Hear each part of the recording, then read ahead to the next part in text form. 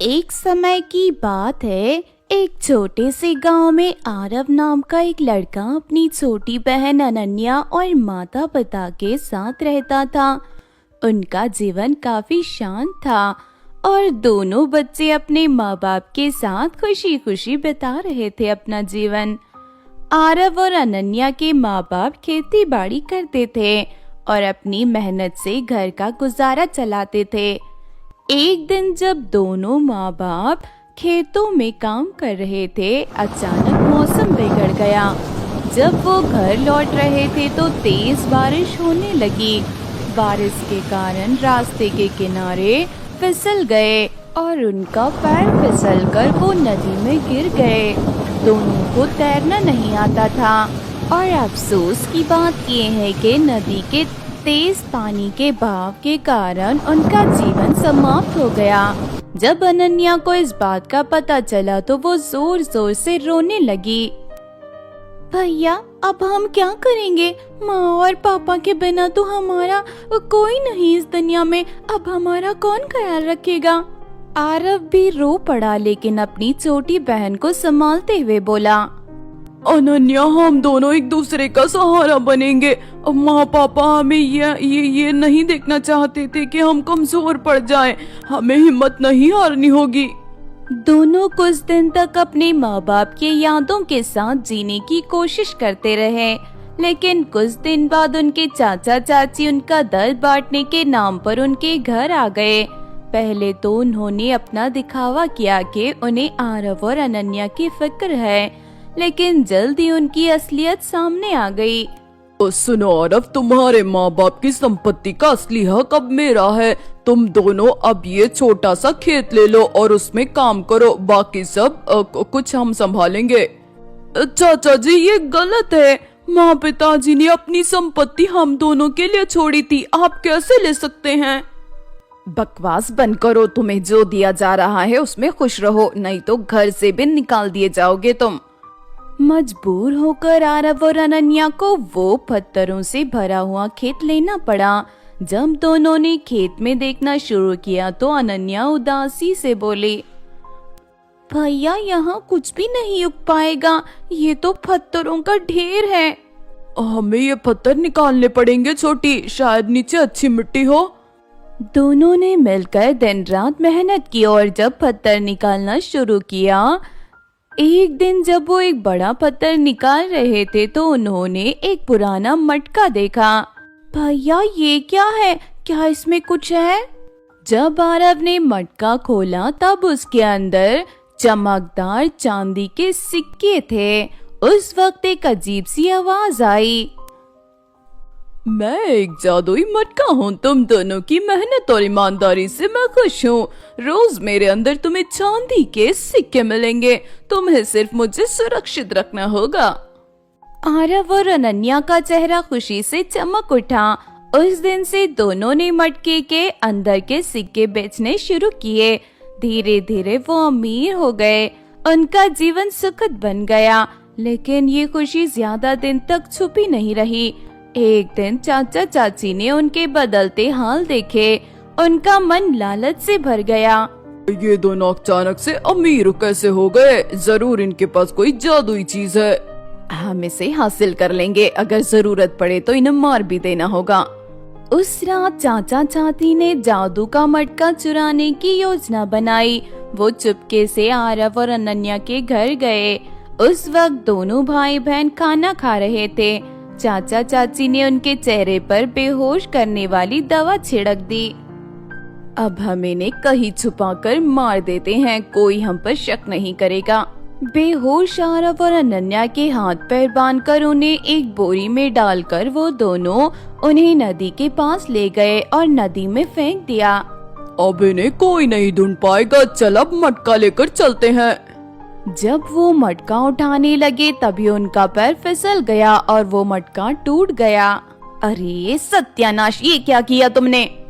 उधर नदी के पास लेवेंडर परी अपनी जादुई शक्तियों के साथ सब देख रही थी। उसका दिल पिघल गया और उसने तुरंत आरव और अनन्या को बचा लिया। लेवेंडर परी, जो अपनी शक्तियाँ और लेवेंडर के फूलों से जादू करने के लिए मशहूर थी, उन्हें अपने पास ले गई। तुम्हारे चाचा चाची ने तुम्हारे साथ जो किया वो गलत है, मैं तुम्हारी मदद करूंगी। लेवेंडर परी ने अपने जादू से लेवेंडर के फूल का एक जादुई घर बनाया।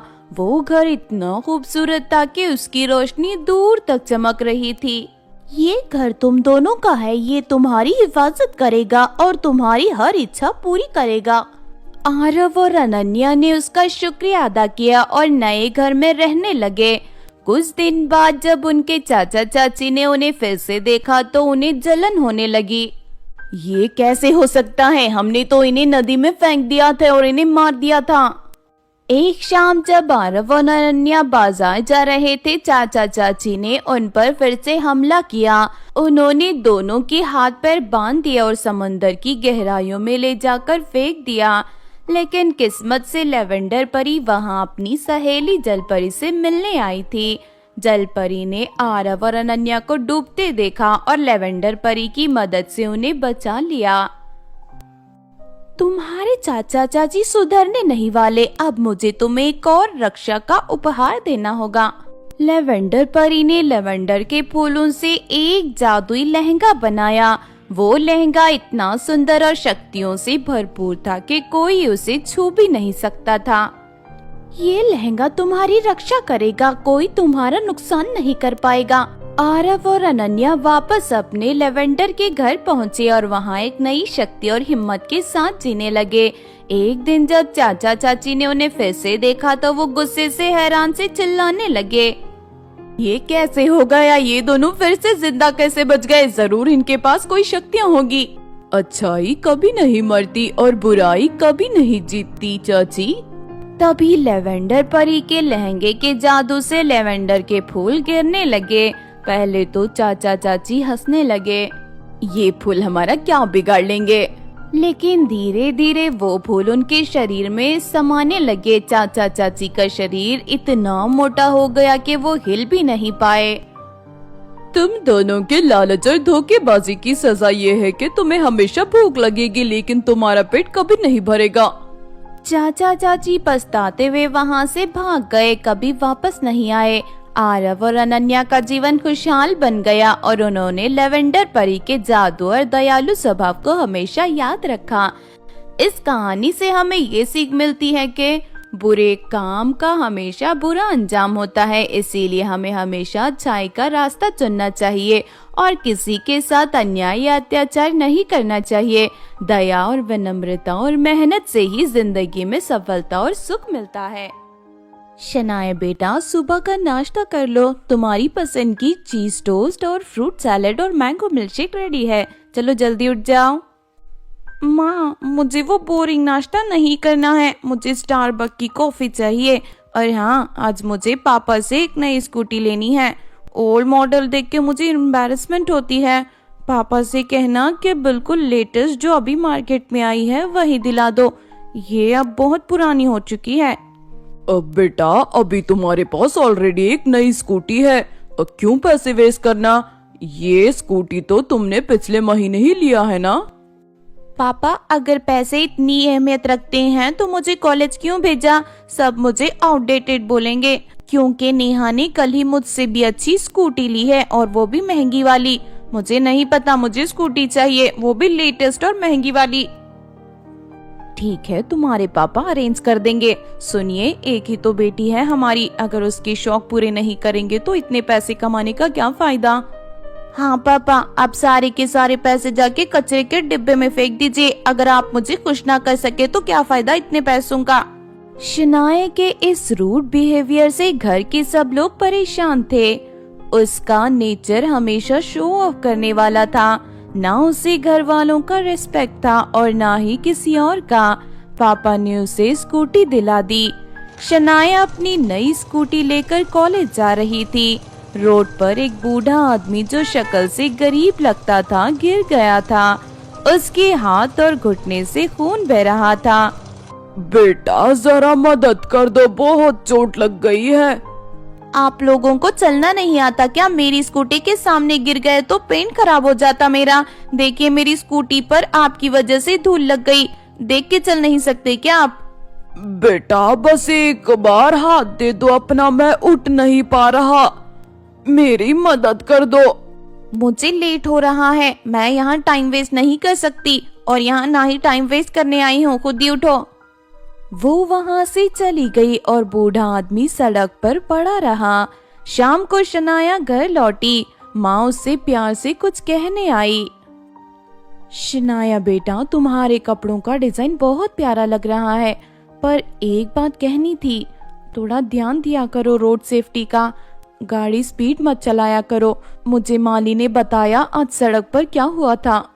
माँ मुझे ज्ञान मत दो, मुझे पता है मुझे क्या करना है, तुम जाओ यहाँ से। बेटा माँ से इस तरह की बात नहीं करते, उन्होंने सिर्फ तुम्हें समझाया है। पापा आप लोग मुझे बस तंग करते रहते हो, मैं अपने फ्रेंड्स के साथ रहना चाहूंगी, ये बोरिंग घर के रूल्स मुझे सूट नहीं करते। माँ ने चुप रहना ही ठीक समझा। एक दिन शनाया माँ और पापा के फैमिली फंक्शन से लौट रहे थे। रात का समय था और बारिश हो रही थी। अचानक से ट्रक उनकी कार से टकरा गया। हॉस्पिटल में जब शनाया को होश आया तो उसे पता चला कि उसके माँ और पापा की मौत हो गई है। उसके खुद के पैरों में इतनी चोट थी कि डॉक्टर ने उसका एक पैर काट दिया। हॉस्पिटल से निकलने के बाद शनाया को पता चला कि उसके पापा के चाचा ने पूरी प्रॉपर्टी अपने नाम कर ली है। वो झूठ बोलकर घर और पैसे सब कुछ अपने कब्जे में ले गए। शनाया के पास कुछ नहीं बचा। वो सड़क पर आ गई, एक फुटपाथ पर रहने लगी। मैं तो इतनी अमीर थी, मेरे पास सब कुछ था, ये क्या हो गया? माँ पापा क्यों मुझे आप छोड़कर चले गए? देखिए ना मैं कैसे सड़क पर रह रही हूँ, 2 दिन से मैंने कुछ भी नहीं खाया। लोगों ने उसे देखकर हंसना शुरू कर दिया क्योंकि वो बहुत ज्यादा घमंडी थी। देखो ये वही लड़की है जो हमेशा अपनी अमीरी का दिखावा करती थी। अब देखो इसका हाल क्या हो गया है। घमंड का यही नतीजा होता है, इसका घमंड अब इसके पैरों में आ गया है। लोगों की बातें सुनकर उसका दिल बहुत दुखता। वो रोज रात को रोती थी और अपने गुजर चुके दिन याद करती और अपने माँ बाप को भी याद करके बहुत रोती थी। एक रात शनाया बिल्कुल भूखी थी और सड़क के कोने पर पड़ी थी। तभी एक हाथ उसकी तरफ एक रोटी लेकर बढ़ा। बेटा ये लो तुम्हारे लिए रोटी और दूध लाया हूँ। शनाया ने ऊपर देखा। ये वही बूढ़ा आदमी था जो एक दिन सड़क पर गिर गया था और जिसे उसने मदद करने से मना कर दिया था। बाबा आप तो वही है ना? मुझे माफ कर दीजिए बाबा, मैंने आपके साथ बहुत बुरा किया था। मैं 2 दिन से भूखी हूँ। मेरे घमंड ने मुझे ये दिन दिखाए हैं कि कोई मेरी मदद नहीं कर रहा। बेटा जिंदगी इंसान को सीखने का एक मौका देती है, तुम्हारे पास अभी भी एक मौका है। बूढ़े आदमी ने उसे अपने गांव ले जाने की बात कही। गांव पहुंचकर बूढ़ा आदमी ने शनाया को 3 बैगन दिए। बेटा ये 3 बैंगन तुम्हारी जिंदगी बदल देंगे, पर याद रखना इनका इस्तेमाल सही तरीके से करना। ये 3 बैगन का मैं क्या करूं बाबा? पहला बैगन एक घर बनाएगा जो तुम्हें ठंड से बचाएगा, जो बैंगन का घर होगा। दूसरा बैंगन एक लहंगा बनाएगा जो बैंगनी रंग का होगा, तुम्हें ये रोज रोटी का जरिया देगा। और तीसरा बैंगन एक सैंडल बनाएगा जो तुम्हारे पैरों को ठीक करेगा। शनाया ने उन बैंगनों को यूज किया और सच में चमत्कार हुआ। पहला बैंगन एक शानदार सुंदर सा बैंगन का घर बन गया जिसमें शनाया आराम से रह सकती है इन ठंड के दिनों में बचकर। दूसरा बैंगन एक लहंगा बन गया जिसमें से रोज नई नई ताजी सब्जियां निकलती थी जिन्हें बेचकर उसने अपनी रोजी रोटी कमाई। तीसरा बैंगन एक सैंडल बन गया जो उसके पैरों को ठीक कर गया और वो चलने लगी। अब शनाया एक बदली हुई लड़की थी। वो सब्जी बेचकर अपनी जरूरत के लिए पैसे रखती और बाकी गरीबों को बांट देती थी। एक दिन उसने अपने गांव के लोगों से कहा, मैं पहले एक बड़ी गलत लड़की थी जो बिगड़ी हुई और अपने पैसों के घमंड में चूर थी। मुझे अपने पैसों का घमंड बहुत था, पर अब मुझे पता चल गया है कि जिंदगी की असली खुशी दूसरों की मदद करने में है। सब गांव वाले अब उसे प्यार करने लगे थे। वो अब अपने नए घर में रहती थी जो एक बैंगन का घर था। उसने अपने लहंगे और सैंडल की मदद से एक नई जिंदगी शुरू की। उसे गरीबी और अकेलेपन ने बहुत कुछ सिखा दिया था। इस कहानी से हमें ये सीख मिलती है कि जिंदगी का घमंड कभी नहीं करना चाहिए, क्योंकि वक्त कभी भी बदल सकता है। हमेशा दूसरों की मदद करो और प्यार और इज्जत से जीना सीखो।